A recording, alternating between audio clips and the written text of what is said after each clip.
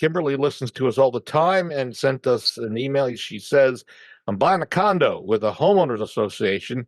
Are there any fees, rules, or restrictions that she should be aware of before purchasing? So that's kind of a pretty basic question, and hopefully you've got a realtor, Kimberly. But Chuck, in this case, it's really check with the regulations in the Yeah, condo yeah. association, right? And getting with the condo association, getting the condo certification and whatnot, they're supposed to be sending you the rules and the regulations.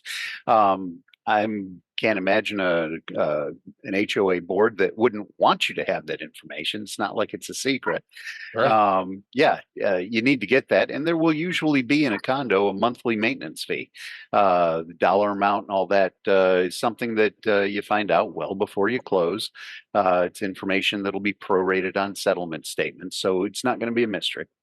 Yeah, and if you don't have it, check with your realtor. The Yeah, realtor will get you that information.